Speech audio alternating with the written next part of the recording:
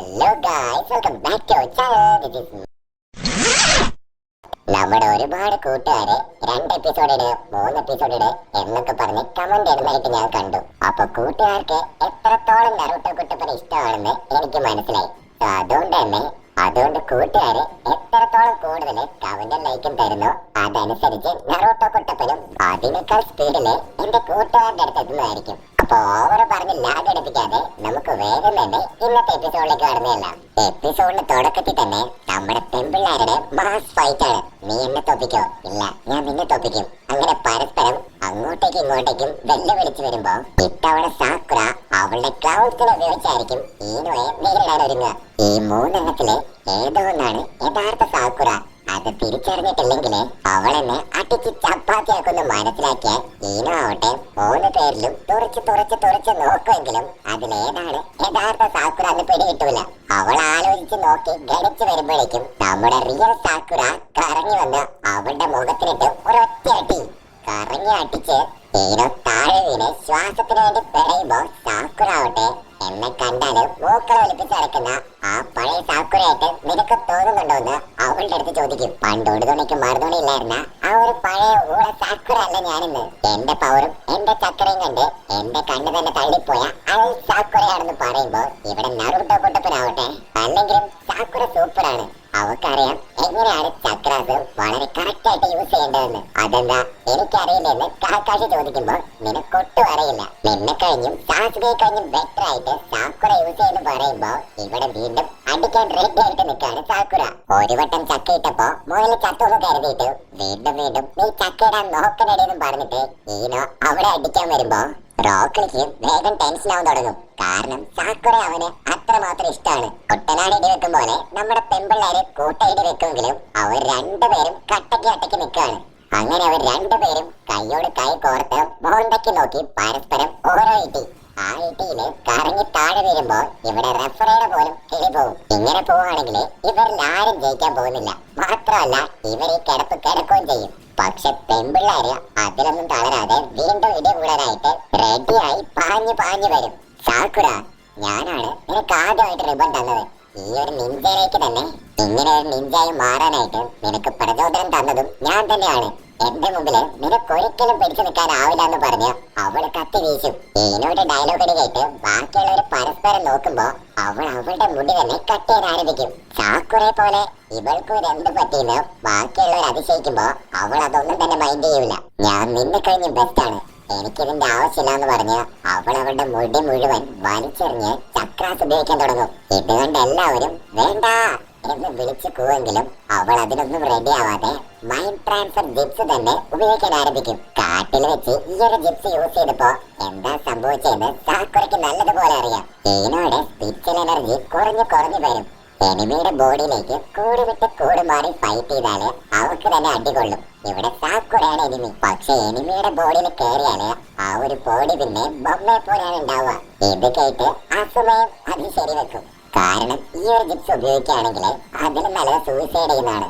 അത്തരത്തിലുള്ള ക്രിട്ടിക്കൽ സിറ്റുവേഷനിൽ മാത്രമേ ഇത് യൂസ് ചെയ്യാൻ പാടുള്ളൂ. ഓപ്പണന്റിന്റെ മൈൻഡ് സെറ്റ് ഇവാലുവേറ്റ് ചെയ്തില്ലെങ്കിൽ ചെയ്യേണ്ട ആൾക്കാരെ പണി കിട്ടും. ഇൻ കേസ് ചെറുതായിട്ടെങ്കിലും ഒന്ന് പാളിപ്പോയാല് വെട്ടിയിട്ട വാഴത്തണ്ട് പോലെ അവൾ അവിടെ കിടക്കും. പിന്നെ സുഖമായിട്ട് ഇതിനെ അടിച്ചു തോപ്പിക്കാന്ന് മനസ്സിലാക്കിയ സാക്കുറ ആവട്ടെ അതിനുള്ള കുറുക്കുവഴികൾ ആലോചിക്കാൻ തുടങ്ങും. നാറയ്ക്ക് ഇത് കണ്ട് നല്ല പേടിയാവുമെങ്കിലും ഈനാവട്ടെ എയിം കറക്റ്റ് ആയിട്ട് വെച്ചോണ്ടിരിക്കുകയാണ്.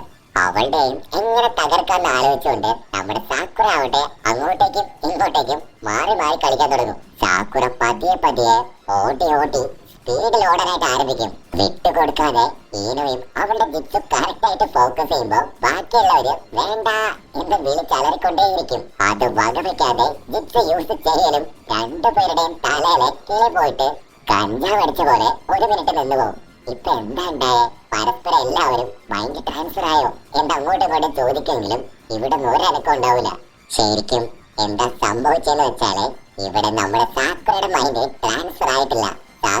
സാക്കുറ തന്നെയാണ്. ഇപ്പൊ കാണിച്ചു തരാൻ പണി എന്ന് പറഞ്ഞ് സാക്കുറ ചാടാൻ ഒരുങ്ങുമെങ്കിലും അവളുടെ കാല് അനക്കാൻ സാധിക്കില്ല. എന്തോ ഒരു പ്രത്യേക തരം വയർ ഉപയോഗിച്ചുകൊണ്ട് അവളുടെ കാല് ലോക്ക് ചെയ്തിരിക്കുകയാണ്. അപ്പോഴായിരിക്കും യഥാർത്ഥ മാസിനെ കാണിക്കുക.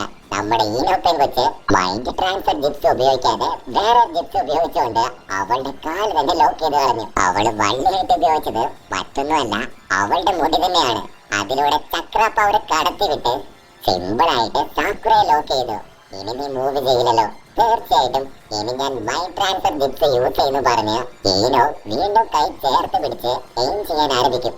ഈനോടെ ഇജാതി ഐഡിയ കണ്ട് അവിടെ ഉണ്ടായിരുന്നവർ മാത്രമല്ല ഞാനും ചെറുതായിട്ടൊന്ന് ഷോക്കായി. നറൂട്ടോ കുട്ടപ്പൻ എങ്ങനെയെങ്കിലും രക്ഷപ്പെട്, സാക്കുറ വിളിച്ച് കാറുമെങ്കിലും പാവം പെങ്കൊച്ച് അവക്കൊന്നും ചെയ്യാനായിട്ട് സാധിക്കില്ല.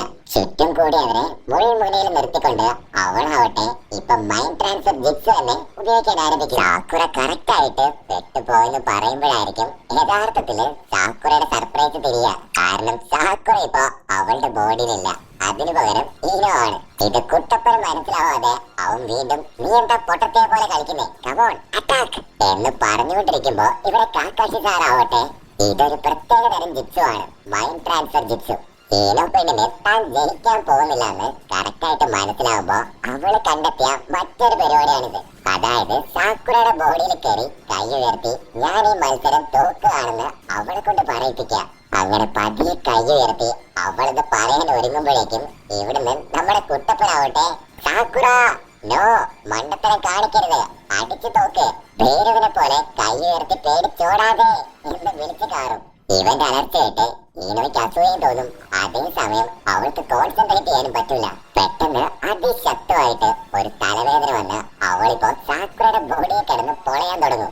സാക്കുറ ഒരു വശത്തിരുന്ന് ഇല്ല ഞാൻ തോക്കാൻ തയ്യാറാവില്ല എന്ന് പറഞ്ഞ് അലറിക്കൊണ്ടിരിക്കുകയാണ്. എന്താണ് ഇവിടെ സംഭവിക്കുന്നതെന്ന് സൂക്ഷ്മമായിട്ട് നോക്കുമ്പോഴായിരിക്കും സാക്കുറയുടെ ബോഡിക്കുള്ളിൽ നിന്നിട്ട് സാക്കുറ ആവട്ടെ ഈനോനെ ഇടിച്ച് പപ്പടമാക്കിക്കൊണ്ടിരിക്കുകയാണ്. മൈൻഡിനുള്ളിൽ വെച്ച് അടി കൂടുന്നോണ്ട് തന്നെ ഈനോ പെണ്ണ് എന്തൊക്കെയോ പ്രാന്ത് പുറത്തു നിന്ന് കാണിക്കും. അടികൂടി പ്രാന്തായോ എന്ന് മറ്റുള്ളവർ ചിന്തിക്കുമ്പോ ഇവിടെ ദേഷ്യം കൊണ്ടും പക കൊണ്ടും കണ്ണു കാണാത്ത നമ്മുടെ സാക്കുറ ആവട്ടെ അവളുടെ ബോഡി തന്നെ വലിയ സൈസ് ആക്കിയിട്ട് ഈനോയെ വീണ്ടും ഇടിക്കുകയാണ്. മര്യാദക്ക് നീ ഇപ്പൊ തന്നെ എന്റെ ബോഡി വിട്ടു പോയിക്കോ, അല്ലെങ്കിൽ നിന്നെ ഇവിടെ വെച്ച് ഞാൻ കൊന്നു കളയുമെന്ന് സാക്കുറ പറയും. സാക്കുറയുടെ ഈ ഒരു പവറും അവളുടെ ഡയലോഗും കേട്ട് ഈനോ പോലും ഒരു മിനിറ്റ് സ്തംഭിച്ചു പോകും. ഈനോനെ കൈയിലിട്ട് ഞെക്കിപ്പിച്ച് ഒരു പരിവ് എത്തിപ്പിക്കുമ്പോ വേറെ വഴിയില്ലാതെ അവൾ തന്നെ അവളുടെ ബോഡിയിലേക്ക് തിരികെ പോകും. രണ്ടുപേരും കൂടുതൽ പവർ എടുത്തതുകൊണ്ട് അവിടെ ഇരുന്ന് ശ്വാസം വലിച്ചു വിടാനായിട്ട് ആരംഭിക്കും.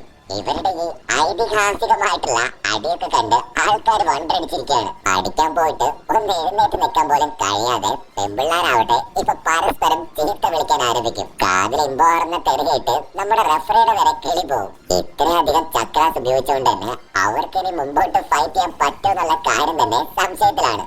നറൂട്ടോ കുട്ടപ്പൻ അലറിക്കരഞ്ഞത് കൊണ്ടാണ് അവൾക്ക് അവളുടെ പവർ തന്നെ റിയലൈസ് ചെയ്ത് ഈനോയുടെ കൺട്രോളിൽ നിന്ന് പുറത്തുവരാൻ സാധിച്ചത്. അതിനുള്ള പവറും നമ്മുടെ പെൺകൊച്ചിലുണ്ട്. ചക്രാസിന്റെ പവർ ഇല്ലെങ്കിലും അവർ രണ്ടുപേരും വീണ്ടും എഴുന്നേറ്റ് നിന്ന് അടുത്തേക്ക് ഓടി ഓടി വരികയാണ്. ഇവരുടെ വരവ് കണ്ട് അടുത്തത് എന്താണ് സംഭവിക്കാൻ പോവാന്നറിയാതെ ഓരോരുത്തരും കണ്ണു തള്ളി ആകാംക്ഷയോടെ നോക്കി നിൽക്കുമ്പോ അവരുടെ ഫ്ലാഷ് ബാക്കും മാറ്റി മാറ്റി കാണിക്കും. ഓടി വന്ന് പറന്ന് മുഖത്തിനിട്ട് നോക്കി രണ്ടുപേരും ഒരൊറ്റ അടി. ചോര തെറിച്ച് രണ്ടുപേരും വന്ന സ്പീഡിൽ തെറിച്ച് വീഴും. ആദ്യം ചക്ര പവർ പോയി, ഇപ്പൊ ബോഡിയുടെ പവറും പോയി. രണ്ടുപേരും ഫ്യൂസ് പോയി താഴെ കിടക്കും. രണ്ടുപേരുടെയും കാറ്റ് പോയ കണ്ട നമ്മുടെ ഗക്കോ റഫറി ആവട്ടെ ഇവര് രണ്ടുപേരും തോറ്റതായിട്ട് പ്രഖ്യാപിക്കുന്നു എന്ന് വിളിച്ചു പോകും. ഈനോയുടെയും സാക്കുറയുടെയും മാസ്റ്റേഴ്സ് അവരെ പൊക്കിയെടുത്ത് ഒരു മൂലയ്ക്ക് കൊണ്ട് ഇരുത്തുമ്പോ ബാക്കിയുള്ളവര് അവരെ വിളിച്ചുകൊണ്ടിരിക്കും. ദയവ് ചെയ്ത് ശബ്ദം ഉണ്ടാക്കരുത്, അവർക്ക് കുഴപ്പമൊന്നുമില്ല, കുറച്ച് കഴിയുമ്പോ അവര് തന്നെ എഴുന്നേറ്റ് പൊക്കോളൂന്ന് നമ്മുടെ റഫറി പറയും. പക്ഷെ കാക്കാശി അത്ഭുതപ്പെടുത്തിയത് നമ്മുടെ പെൺകൊച്ചിന്റെ ഫൈറ്റ് ആണ്. സാസുകയ്ക്കും നറൂട്ടോയ്ക്കും അത്യാവശ്യം പവർ ഉണ്ടെങ്കിലും ഇവൾക്ക് ഇത്രയധികം ഉണ്ടാകുമെന്ന് ആള് സ്വപ്നത്തിൽ പോലും വിചാരിച്ചില്ല. അവളെ ചുനിയൻ എക്സാമിന് വിട്ടതിന് ഓർത്ത് ഇപ്പൊ കാക്കാക്ഷിക്ക് തന്നെ അഭിമാനം തോന്നും. ഇവരിവിടെ ബോധം കെട്ടി കിടക്കുമ്പോ അടുത്ത ആൾക്കാര് അടികൂടാൻ റെഡിയാവും. ടെൻറ്റനും ടെമരിയും അവര് ടെററായിട്ട് ഗോതയിലേക്ക് വന്ന് നിൽക്കുമ്പോഴേക്കും ആരവം വീണ്ടും ഉയരും. ഈ ശബ്ദം കേട്ട് സാക്കുറ ഞെട്ടി എഴുന്നേറ്റ് എന്തായി എന്തായി, ആരാ ജയിച്ചത്, ഞാൻ ജയിച്ചോ എന്നൊക്കെ ചോദിച്ചുകൊണ്ടിരിക്കും. ഞാൻ തോറ്റു കാണുമല്ലേ, അടുത്ത മാച്ച് തന്നെ സ്റ്റാർട്ട് ചെയ്തല്ലോ എന്ന് പറഞ്ഞ് സാക്കുറ കരയാൻ തുടങ്ങുമ്പോഴായിരിക്കും ഈനോ യഥാർത്ഥത്തിൽ കരയേണ്ടത് നീയല്ല ഞാനാണ്. കാരണം നീ ഇപ്പൊ ഫൈറ്റ് ചെയ്ത് എന്നെക്കാളും വലിയ ആളായിരിക്കുന്നു. നമ്മൾ ടൈ ആണെന്നും പറഞ്ഞ് അവൾക്ക് പണ്ട് റിബൺ അയച്ചു കൊടുത്തതുപോലെ ഇപ്പൊ നിഞ്ചാ ബെൽറ്റ് തന്നെ ഈനോ സാക്കുറയ്ക്ക് കൊടുക്കും. സന്തോഷം കൊണ്ട് കണ്ണൊക്കെ നിറഞ്ഞ് ആ ഒരു ബാൻഡ് വാങ്ങി തലയിൽ കെട്ടുമ്പോ ഈനോ ആവട്ടെ, ഇങ്ങനൊക്കെ ആണെങ്കിലും നെക്സ്റ്റ് മാച്ചില് നിന്നെ ഞാൻ വിടില്ല, സാഹസിക എനിക്കുള്ളതാണ് വീണ്ടും സാക്കുറയെ ചൊറിയും. ഇത് കേൾക്കുമ്പോ അവളും തിരിച്ച് ചൂടായി അവര് രണ്ടുപേരും കണ്ടംപൂച്ചയെ പോലെ അങ്ങോട്ടും ഇങ്ങോട്ടും ഫൈറ്റ് ചെയ്യും. ഗോദയില് പുതിയ രണ്ട് പെമ്പിള്ളേരും ഫൈറ്റ് ചെയ്യാനായിട്ട് അങ്ങോട്ടും ഇങ്ങോട്ടും റെഡി ആയിട്ട് നിൽക്കുന്നതോട് കൂടെ ഈ ഒരു എപ്പിസോഡ് അവസാനിക്കുന്നു. സോ ഗൈസ്, എപ്പിസോഡ് ഇഷ്ടപ്പെടുകയാണെങ്കിൽ തീർച്ചയായിട്ടും ലൈക്ക് ചെയ്യാനും കമന്റ് ചെയ്യാനും ഷെയർ ചെയ്യാനും മറക്കല്ലേ. അടുത്തൊരു അടിപൊളി എപ്പിസോഡായിട്ട് കാണുന്നവരെ